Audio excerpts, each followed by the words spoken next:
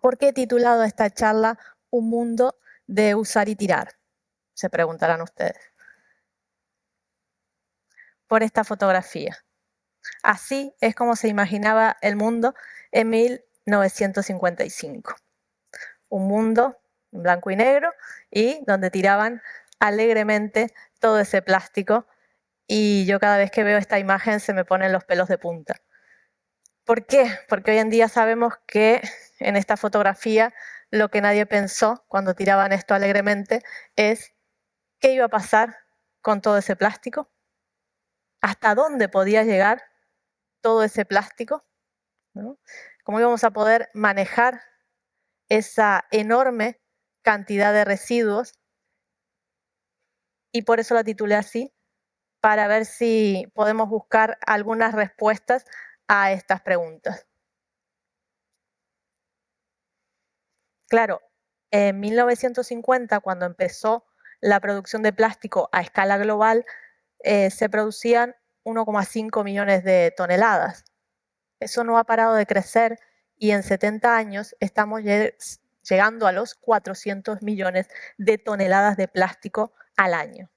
Imagínense esa enorme cantidad, 7 veces el peso de la Gran Muralla China. ¿Qué hacemos con todo eso? Se estima que si los niveles de producción siguen con la tendencia actual, llegaremos en 2050 a 2.000 millones de toneladas. Y en esto no habíamos pensado. Y otra de las preguntas que planteábamos es ¿hasta dónde va a llegar ese plástico? Porque sabemos que lo encontramos en todas partes. Y aquí les vengo a dar algunas de esas respuestas. Con el grupo de investigación EOMAR llevamos muchos años investigando la contaminación por plástico, y en esos muestreos que hacíamos en la playa, en superficie del mar, encontrábamos esa curiosidad, esa etiqueta, como esta que tengo aquí, que nos dio algunas pistas porque, como pueden ver, esta etiqueta tiene unos códigos, unas letras, unos números, y nos pusimos a investigar un poquito y queríamos pues saber de dónde venían, y esto nos dio la clave. Pues estas etiquetas son etiquetas que se le ponen, son unas licencias de pesca que se les ponen a las trampas de langosta en la costa este de Estados Unidos y Canadá. Y curiosamente para nosotros son un tesoro porque muchas veces no sabemos de dónde viene la basura. Pues esta sí podíamos saber. Sabemos, por ejemplo, que con este código indicaba que venía de Maine, y este 07 decía que esta licencia fue puesta en el año 2007. Y con esto, y con la colaboración de los oceanógrafos físicos, trazamos unos modelos para saber de dónde estaba llegando todo ese plástico. Así que esta curiosidad, esta basura para nosotros es un tesoro. Les dejo ahí un QR porque seguimos haciendo este estudio, ya llevamos colectadas más de 500 etiquetas y nos gustaría continuar para hacer un modelo todavía más fiable, y les voy a mostrar a qué me refiero con un modelo.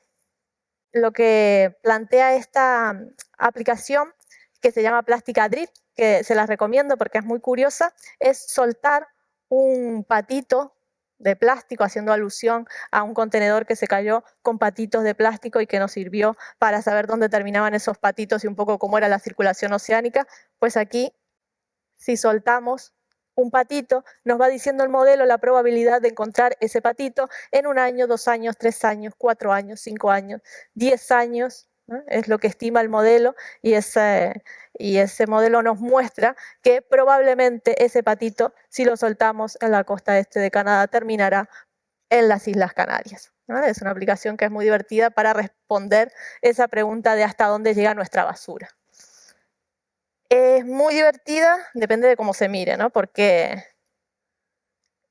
seguimos estudiando con nuestro grupo de investigación la contaminación por plásticos y microplásticos que llega a la costa de Canarias, y realmente hay una parte del viaje de nuestra basura que no es tan divertida. Esta parte del viaje de nuestra basura nos la muestra esta imagen de Teo Lucas. Teo Lucas es un fotógrafo de Tenerife que con esta imagen nos da la idea, ¿no?, de cómo el plástico afecta a los organismos marinos. Y realmente a veces Una imagen vale más que 1000 palabras y esta creo que lo es, aunque tristemente estamos bastante acostumbrados a ver ya este tipo de imágenes. Para mí a veces pongo estas imágenes con la idea, más que de transmitirle datos, que hay datos que son muy impactantes, de transmitir la emoción que nosotros sentimos cada vez que en nuestros muestreos nos encontramos con una tortuga enmayada. A veces tenemos suerte y las rescatamos, a veces lamentablemente están muertas o a veces sufren la amputación de algunas de las aletas por la contaminación por plástico.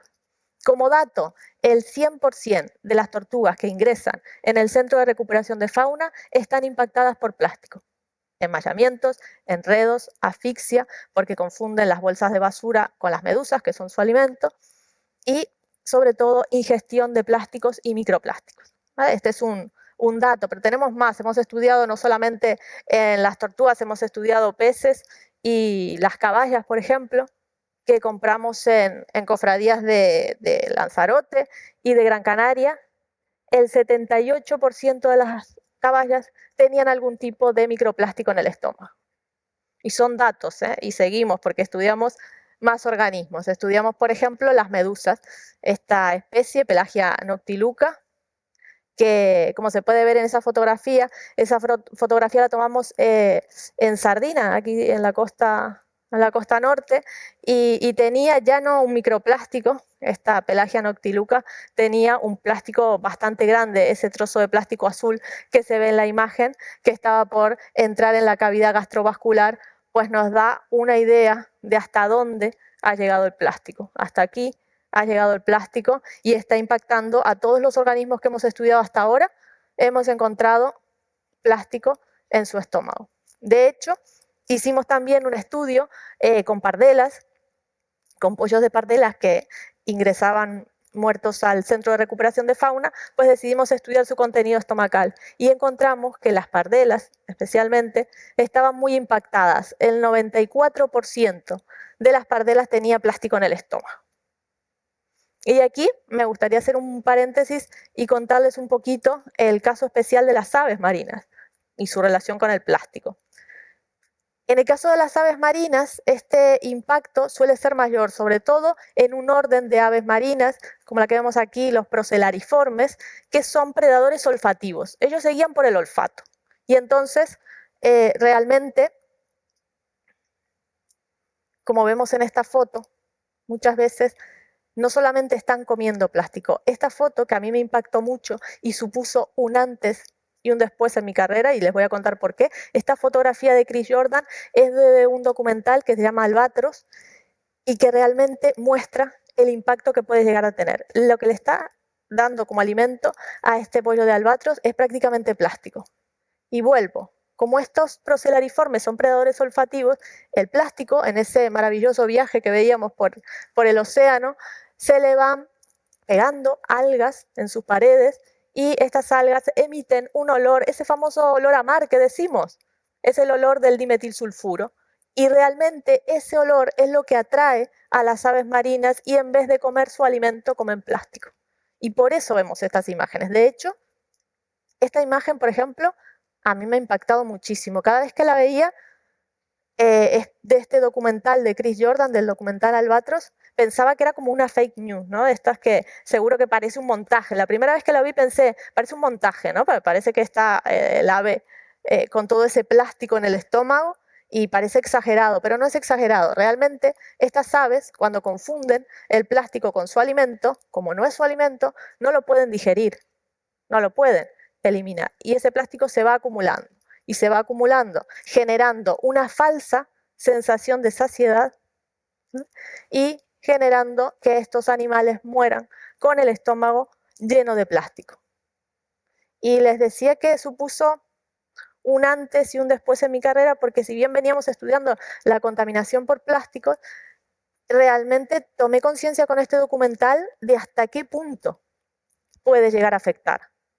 A veces no somos conscientes, a veces vemos estas imágenes, yo veía este documental y muchas veces pensaba, bueno, esto pasa en una isla en el Pacífico. Y vemos algunas imágenes de la contaminación por plástico y decimos, bueno, esto será en las costas de Asia, ¿no? Que nos pilla lejos. Pero si vemos esta foto, ¿sabrían decir de dónde es esta foto?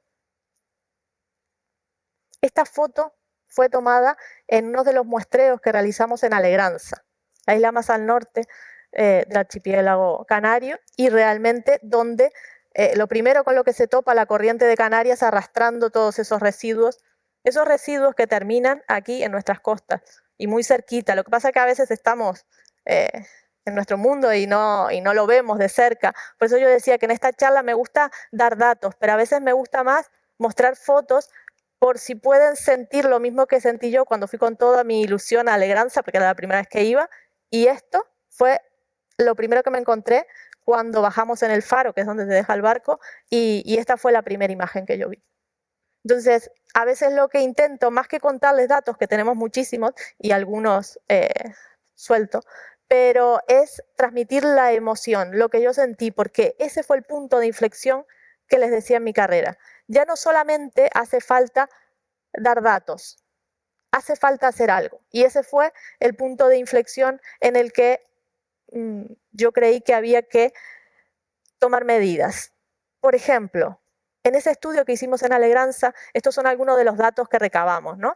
Decíamos, de toda esa basura, ¿por qué hicimos este estudio en Alegranza? Porque al final es un observatorio ideal, ¿no? Es el primer sitio donde se encuentra la corriente de Canarias, vamos a ver qué es lo que está llegando y a ver si de esa forma podemos determinar qué es lo que más está impactando nuestros ecosistemas.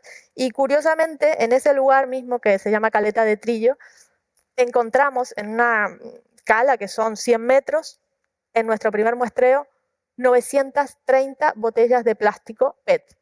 Cuando digo botellas de plástico PET me refiero a las botellas de agua, las que probablemente estemos ahora bebiendo, pues esas son las botellas de plástico PET. 930. A mí me impresionó. Es que no parábamos, salimos con bolsas, no parábamos de juntar estas botellas.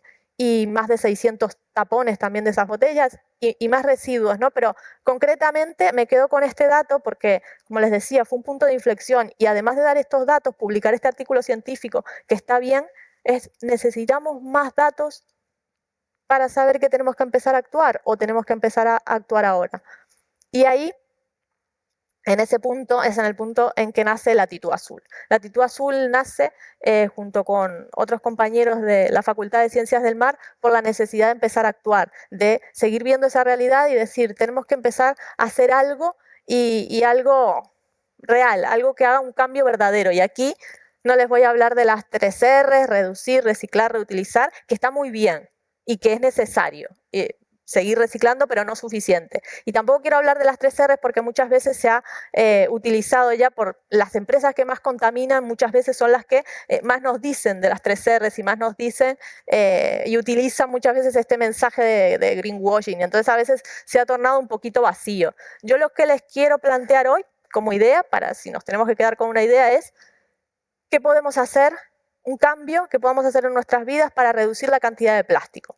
Y les voy a proponer lo que hicimos en la Facultad de Ciencias del Mar como proyecto piloto. Hicimos un estudio en el que calculamos que al mes se producían 4.000 botellas de plástico como basura en la facultad. Y dijimos, pues, ¿cómo podemos hacer para reducir ese número? Y miren qué acción tan concreta. Instalar una fuente de agua. Eso fue lo que hicimos en Ciencias del Mar. Instalamos una fuente de agua y en un acto, en un proyecto que se llamó Facultad Sin Plástico, entregamos botellas reutilizables. Con eso, simplemente con eso, logramos reducir 4.000 botellas de plástico PET al mes. 4.000 botellas menos que no llegarán a las costas de Alegranza o de cualquier otro sitio. Y con eso, quiero que nos quedemos con eso y en mi caso, comprar a granel en mercados locales y comprar local. Eso fue lo que más hizo un impacto positivo en la reducción de plástico. ¿Por qué? Porque realmente la mayor cantidad de plástico que se produce a nivel global es plástico para el empaquetado, plástico que se usa 1 o 2 minutos y lo tiramos. Y ese es el problema. El plástico es un material maravilloso, maravilloso que fue creado para durar muchísimos años. ¿Cuál es el problema? Lo estamos usando para 1 o 2 minutos y esto es lo que está generando. Entonces, nada, terminar con ese mensaje, con el mensaje de decir qué podemos hacer en nuestras acciones diarias para poder reducir esta cantidad enorme de plástico que nos está afectando de todas estas maneras. Y como idea final, si no queremos vivir en un mundo gris de usar y tirar, pasémonos a un mundo más colorido y un mundo más sostenible. Muchas gracias.